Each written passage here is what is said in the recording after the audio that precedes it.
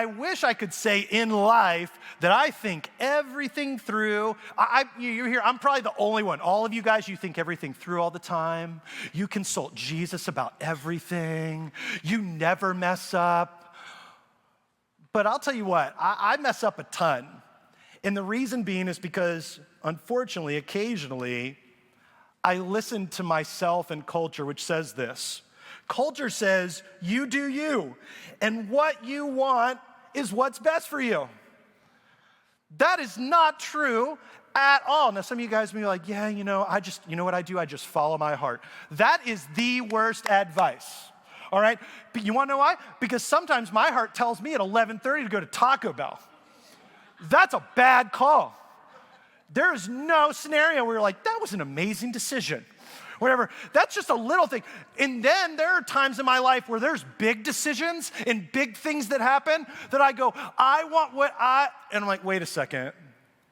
Is what I want and me being me what's best for me?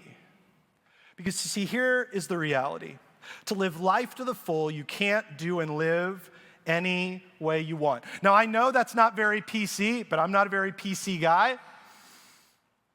Here is what's true. You have to follow God's plan. Now, if you're new to faith and you're just exploring this and you're unsure about God, Jesus, faith, the church, you may hear this and you might be like, Jason, I don't know if I agree with you on that.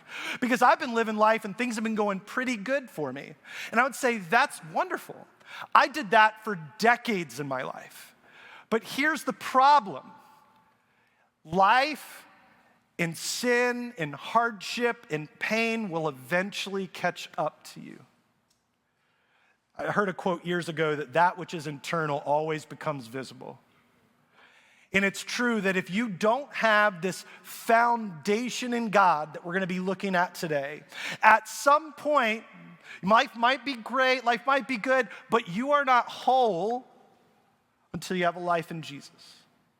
And that's why I love the teaching that Jesus has here, as he's teaching to a crowd of people, and he's teaching them these things that they can live by. Over in the book of Matthew is where we'll be. Now, if you're unfamiliar with the Bible's broken up into Old Testament and New Testament. And we're gonna be in the New Testament. We're getting to hear about the life of Jesus. And the first 4 books of the Bible, Matthew, Mark, Luke, and John, are different vantage points of the life and teachings of Jesus. So if you've never read the Bible, or you rarely read the Bible, which statistically, believers, I think the last time I read the stat about it was something like believers, people who go to church all the time, read their Bible 30 minutes a week max. And I'm like, man, I think if we claim our life is foundationally on that, I think that might need to change. And so if you're new to faith or long time in faith, there's a good chance that we all need to hear what Jesus is sharing. And it's over in Matthew chapter 7, starting in verse 24. He says, therefore, and I had a teacher, a professor in college that says, anytime you see a therefore, you find out what it's there for. It was a bad joke, but but now I think about it every single time, decades later, I'm like, all right, therefore, we see in back, he had already done some teaching about how we need to live and how we need to be, and then he says, therefore, everyone who hears these words of mine and puts them into practice is like a wise man, and the key, puts them into practice. It's like when you tell your kids to pick up their shoes for the 1,000th time. It would be really great if they did it, I don't know, the first time. Putting them into practice is a key thing. Put it into practice like a wise man who built his house on the rock. And I want to pause there because these listeners would have understood what is about to take place in this story. I love when Jesus shares these teaching stories because he knows his audience. His audience is in a place where they would build on rocky territory, but they also had the Sea of Galilee where people would try to, because it's beautiful. I've been there. Looking out, it is amazing. But people would try to build their houses as close to the water as possible. And that is really, really dumb. And the reason being is, and we can see this, and I know this from friends who live down in the outer banks of North Carolina, where a storm comes in and people just want to be as close as they can to the water until the ocean consumes their home. because there's something about a foundation that matters. And so these people would build with their hands. They would be in this area knowing what Jesus is talking about. He says, put it in practice like a wise man who builds his house on the rock. The rain came down, the streams rose, and the winds blew and beat against the house, yet it did not what? Fall. It did not fall. Because it had its foundation on the rock. But he turns the tide a little bit. But everyone who hears these words of mine and does not put them into practice. And so we hear this and now they're going, all right, he told us a bunch of things that we need to live our life by. Now he's addressing me. And if I was in the audience and I was listening to him, I'd go, oh no, that's me. I don't always do that. Who does not put them into practice is like a foolish man who built his house on the sand. The rain came down, the streams rose, and the winds blew and beat against the house, and it fell with a great crash. If you don't hear anything else, when we look at this contrasts of foundation, of building on the rock or building on the sand, because you have Jesus giving us one perspective, which I would say is really the only viable one. And we have a world and a culture who gives us another one. When culture says, just do you, if you don't hear anything else, my prayer is that you hear this. When culture says, just do you, be like Jesus instead. When culture tells you, live the life you want to live, everything is fine as long as it doesn't hurt anyone, the problem is that every decision that you and I make has a ripple effect towards other people. Everything that we do then has consequences. You can't just go out and say, today, you know what I want to do? Me be me, I'm just going to rob a bank. I highly suggest you not do that. Because not only are you going to put yourself in danger, but then you're going to put the people in the bank in danger. You are going to get punished. Someone could get hurt, someone could get killed. But, oh no, Jason, you do you? No. We have an opportunity in life to make one huge decision. Am I going to follow me and make me God? Or am I going to follow God and step back and watch as he guides my path? As we look at these foundations, I love the way that Woodrow Kroll puts it. It says, the God who knows you the best knows the best for you. The God who knows you the best knows the best for you. I'm married and I have 3 daughters, 16, 13, and 9, almost 10. And I tell you what, there are times where I think I know what's best for me, and then I can see the look on my wife's face and be like, yeah, I was thinking of doing whatever. And my wife, she is the most loving, most kind person in the world, but she hears me being stupid, and she'll just kind of give me that look. And I'm sure, guys, if you're married or in a relationship, you've had the look like, why are you so dumb? And then the question behind that is, why am I with someone who's so dumb? And like, she kind of gives me a look, I'm like, what? She's like, that's not a good idea. And she will lovingly explain why my idea isn't what's best for me. And I wonder why that is. And there's something about the person that's closest to you knowing better for you than sometimes you do. Now imagine God, the God of all creation, who created you, who knit you together, who knows the amount of tiny hairs on your head, or for some of us, lack thereof, who knows everything about you. He knows what's best for you. And so the question probably needs to be, how's your foundation? How's the foundation that you have in God? The God who loves you, the God who made you, the God who knit you together. Recently, we had a pool put in. We came to that stage in life as a family, and we don't have in-ground pool money. Some of y'all might have that. We don't have that. We have above-ground pool money. Actually, we don't even have above-ground pool money, let's be honest. But we put in an above-ground pool, and we go to the place, and they tell us all the things, and they tell us, here's what we got to do. We got to prep the ground, and then we got to level it out. They said, hey, do you have like any trees in the way? That might complicate things. We're like, no, we got rid of the trees. Au contraire, little did we know how much the trees would cause a problem. So the crew comes the day of setup. The stuff's already been there for a while. We have like 100 metric tons of sand that have become a beach because of the rain that's come down before they came. And they come to our backyard and they look and they start digging. And about 5 minutes in, the guy comes and says, "Sir, can I speak to you?" Anytime someone addresses you like that, it's bad. "Sir, can I come speak to you?" I'm like, "Yeah," walk over. He said, "Now see here," I'm looking out. I've never put a pool in. I have no clue what he's asking me about. I'm like, "Yeah, I see here." Then meanwhile, I'm going, "Huh?" And he's like, "All these roots that are here?"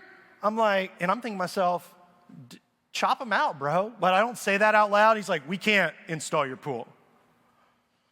And I'm thinking to myself, I don't have above ground pool money, but I just spent above ground pool money. You gonna put in a pool today. And so I said, no, you could just like chop them up and stuff. So no. And he explains to me how the roots, they're eventually going to just like, shrink up and die and then like decay and then it's gonna drop out and the whole thing. And he's going on. And all I hear is, "You're never getting a pool. You're never getting a pool." He goes, "But there's a solution." And I'm like, "Praise the Lord." He goes, "You can call somebody to come and dig up all these roots here."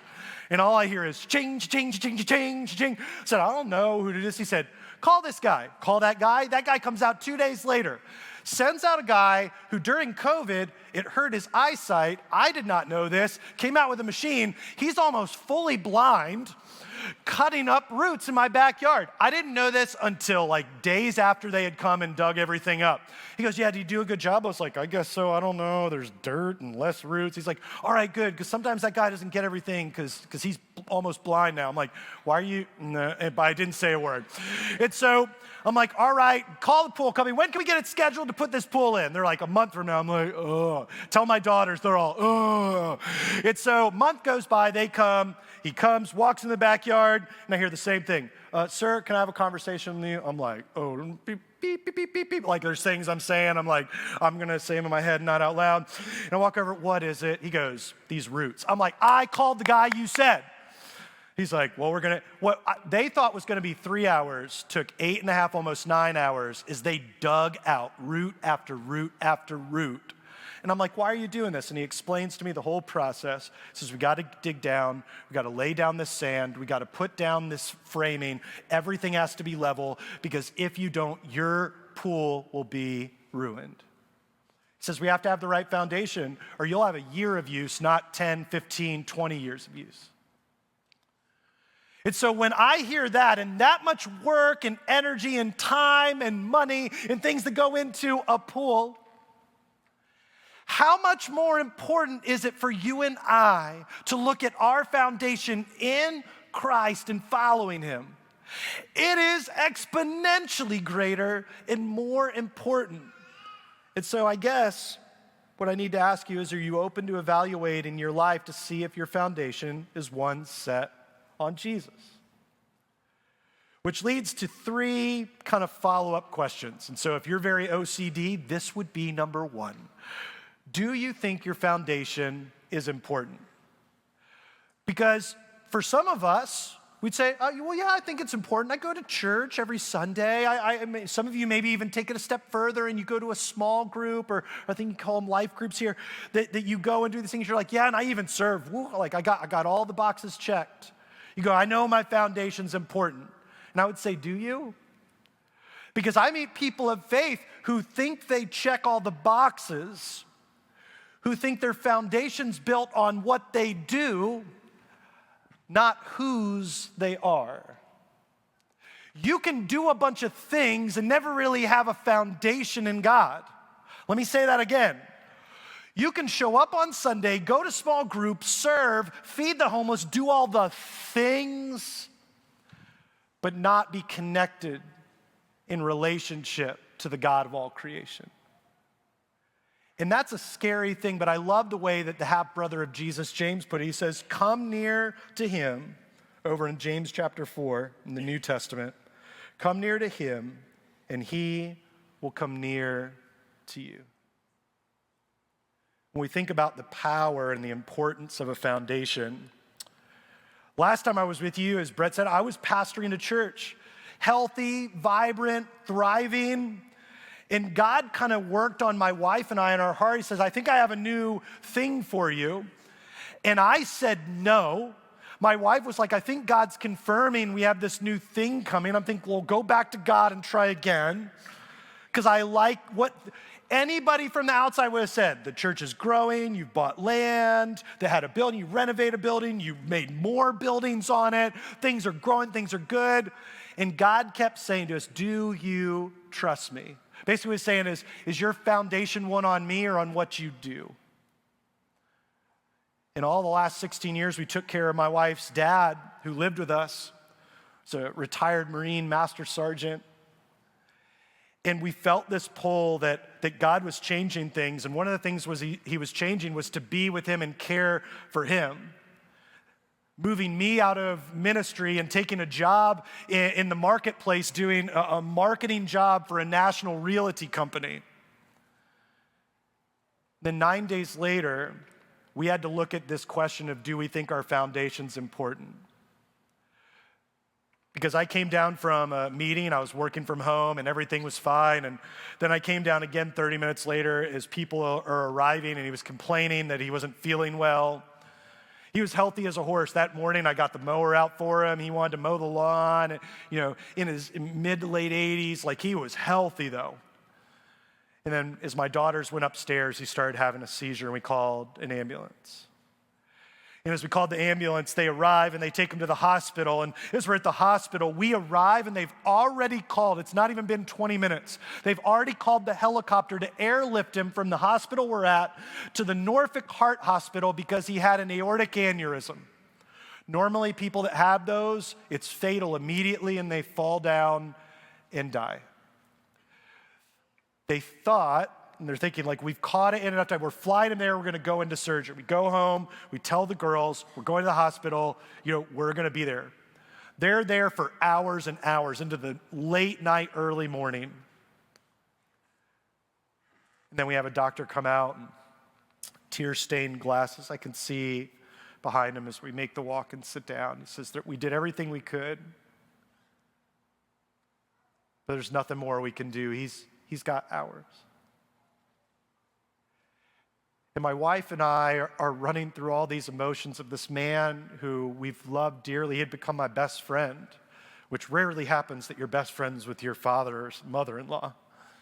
But he's my best friend and my wife's hero, and we're hearing this news that 10 days later we had already left a vibrant community because we thought we were listening to God. And God, why?